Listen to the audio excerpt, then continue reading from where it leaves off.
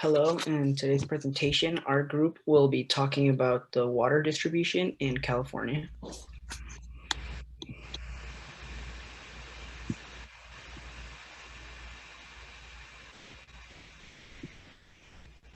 I'll be starting off by talking about the history of water distribution in California. In 1848, California was viewed as untouched land where there was no substantial settlements, only missions and ranches along the coast from previous Spanish settlements. The discovery of gold lured thousands of people, later known as the 49ers, from all over the world. In this time, there was an influx of population growth that would change the state's environment.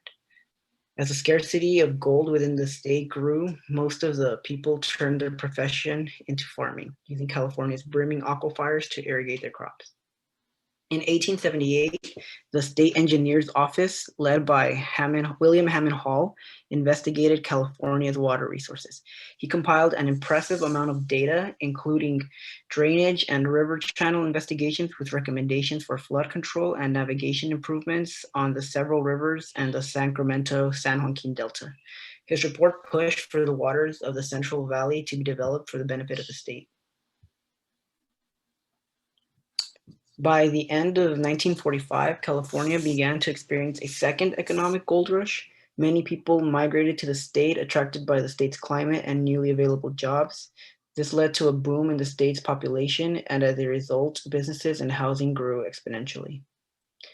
Local water systems were built in the early part of the 20th century to bring water to cities that were developing into booming metropolitan centers like San Francisco and Los Angeles.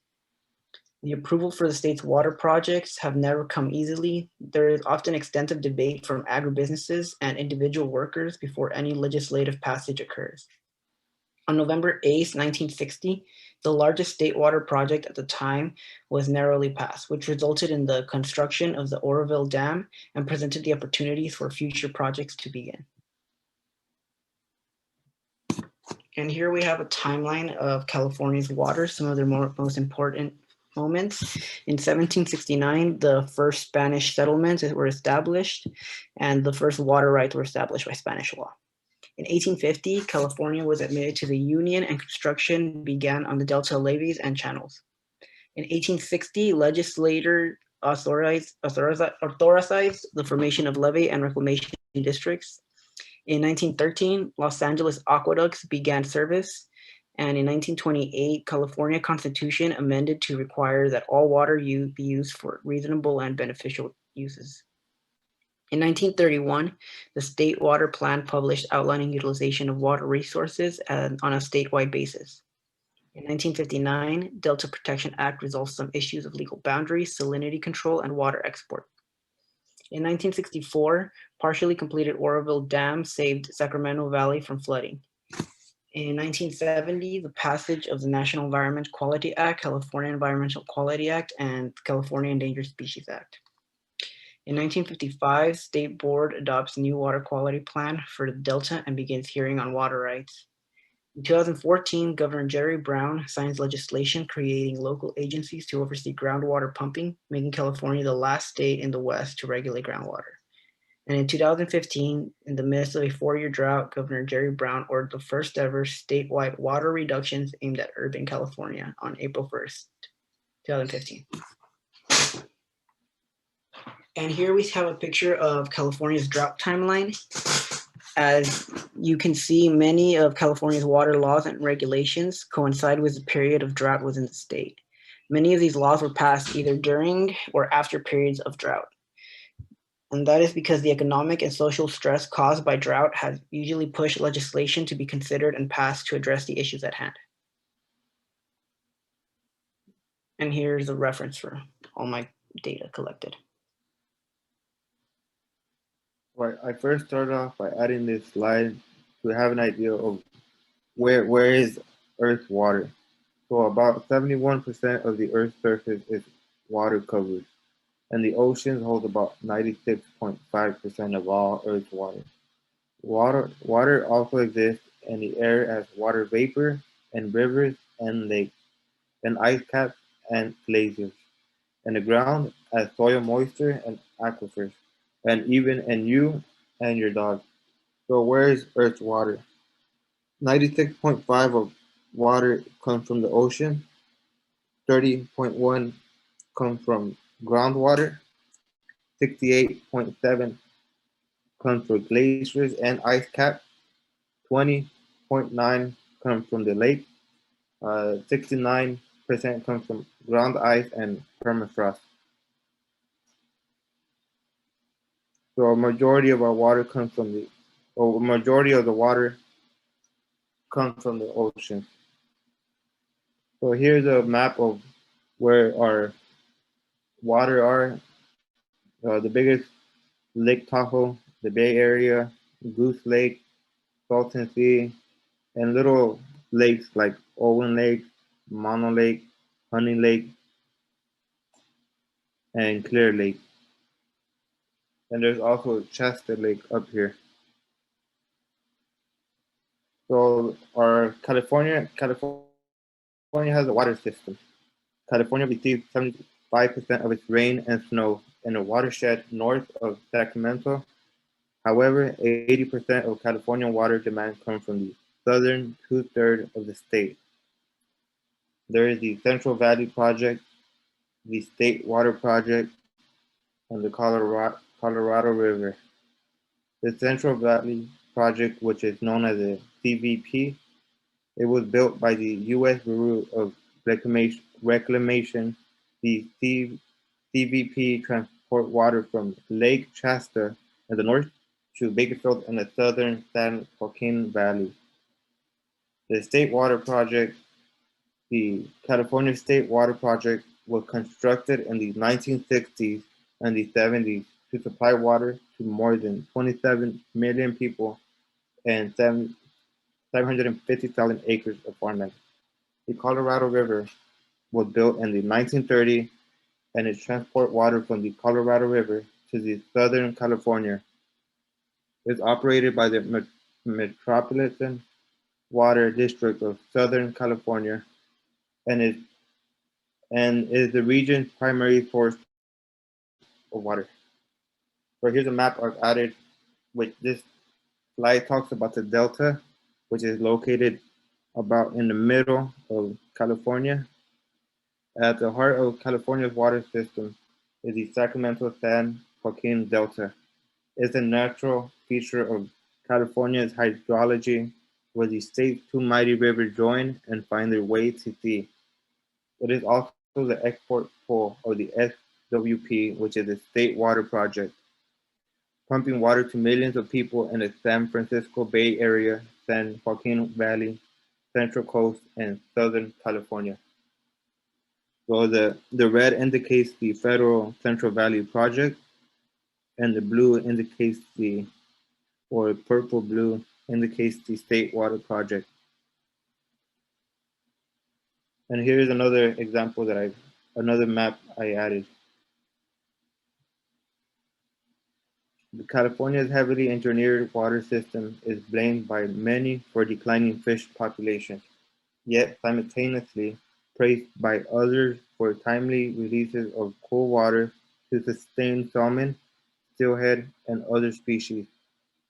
CVP, Central Valley Project, and SWP, State Water Project, pumped into the Delta, operate under state and federal guidelines to reduce their effect on sensitive fish species.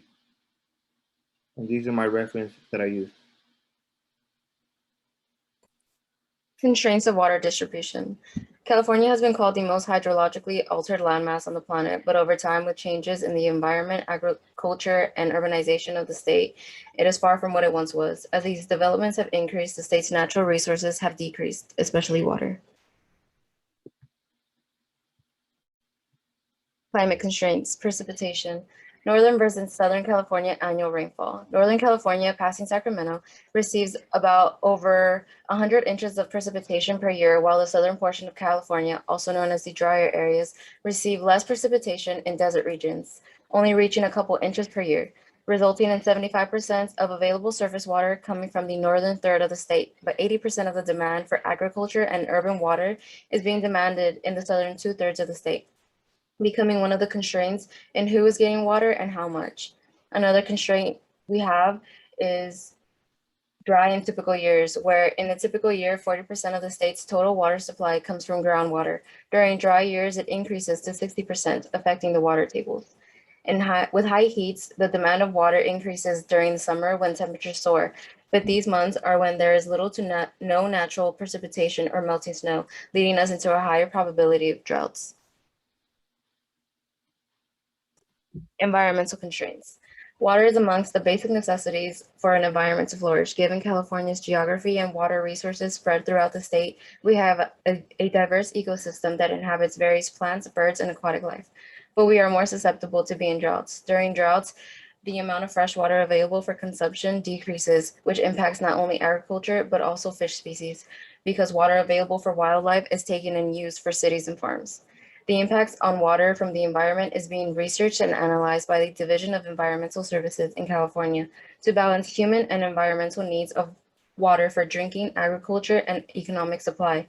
They do this by restoring natural landscapes, monitoring and mitigating endangered species, monitoring and managing water quality for aquatic life, and checking for environmental water quality. And lastly, agriculture constraints. Due to its unique geography and dry climate, California is the leading agriculture producer for the country. But this, in its entirety, has become one of the constraints the state encounters. We are limited with water on a yearly basis, and on average, the agriculture industry irrigates more than 9 million acres, using roughly 34 million acre per feet of water coming from our rivers, lakes, and reservoirs. Most of California's water is used for agriculture purposes. Some constraints agriculture faces are water shortages during dry times of the year or droughts. Being in this constant struggle of getting water to all farmers could lead to introducing new laws restricting water use for agriculture. One project that is currently in place for the state to properly manage water on a yearly basis is the California Irrigation Management Information System, which is a network of weather stations that allows public farmers to determine when to irrigate and how much water to use. And these are the references that I used. So now we move on to the California water laws. So today's California's water resources supports 35 million people and irrigate more than 5.68 million acres of farmland. The Sustainable Groundwater Management Act. So at the state level, groundwater has gone unregulated for decades. This law was put into effect in 2015 and is meant to reserve overdrafted conditions in certain areas and to ensure the 127 high and medium priority groundwater basins or sub-basins not in overdraft reach sustainability by 2040. California was one of the last states to enact any laws pertaining to the use and pumping of groundwater. Groundwater is increasingly relied upon by growing cities and farms, so it plays a very important role in the future sustainability of California's overall water supplies. And as a fun fact, if California were flat, the volume of its groundwater would be enough to flood the entire state 8 feet deep. So very important.